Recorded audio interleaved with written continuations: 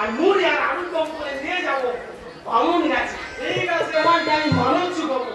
যাতে আমাদের দুটো জোড়া ছেলে হয়। ও বৌদি, তোমাদের খবর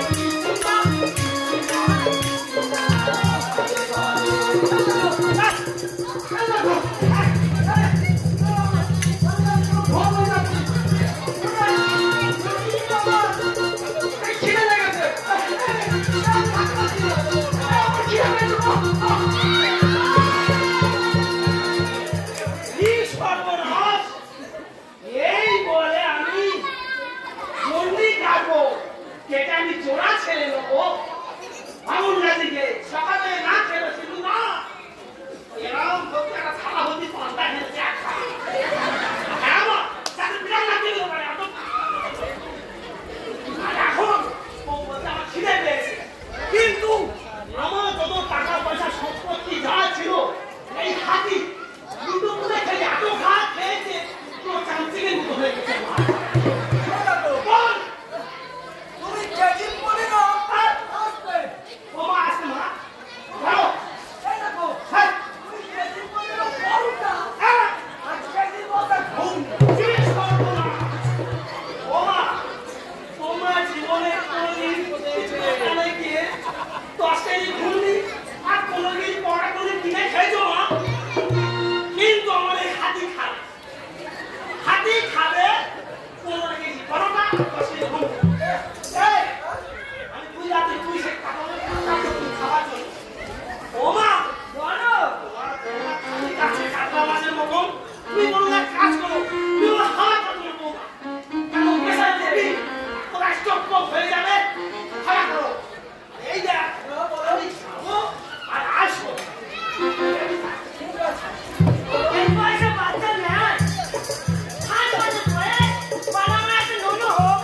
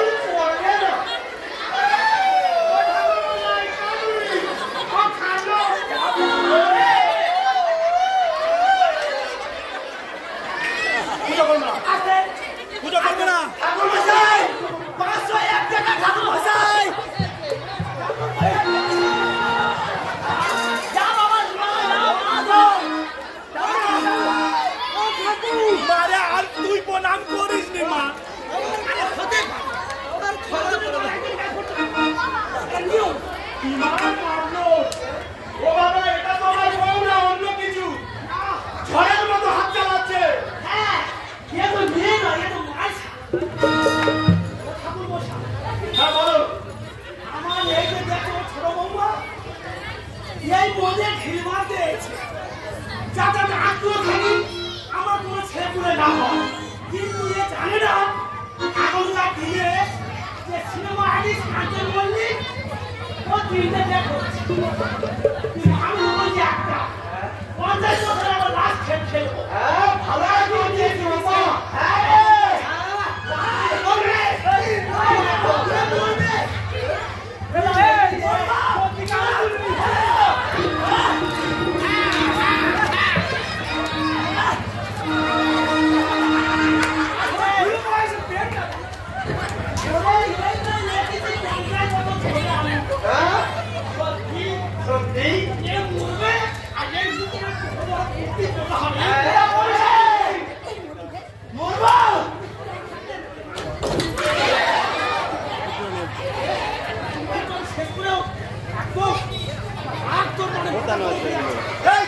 বাবা। তোমরা এমন পরিস্থিতি তৈরি করেছো বামন গাছিতে। এটা বামন গাছি না, খুলনি গাছি। বামন গাছি না, খুলনি গাছি। আমি আর পূজা করবো না। তুমি করো। তোর বউ যা মারলো আমার, আমি আর পূজা করবো না। ভুল হয়ে গেছে তোমাদের। এমন ভুল আর কখনো হবে না। তোমাদের পারিবারিক সমস্যা এখানে নিয়ে প্রকাশ করো না। তোমরা ঠাকুরের কাছে যা মনস্কামনা করেছো সেগুলো তোমাদের ফল হবে।